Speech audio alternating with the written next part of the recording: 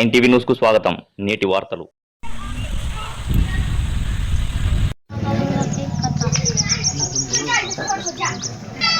ये बंडे भी काट नहीं है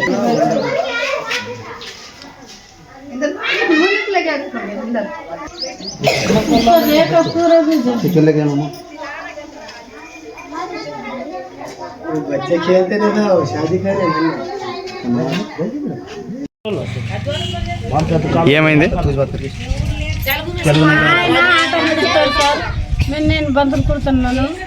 మేము పెద్ద కాలపు పెయింట్ని బతులు కడిగేకి మేము వచ్చే లోపల అది కరెంటు అంతా తీసుకొని అంతా కాలిపోయింది. డబ్బులు గిబ్బులు ఒక 60-70 ఉంది లోపల.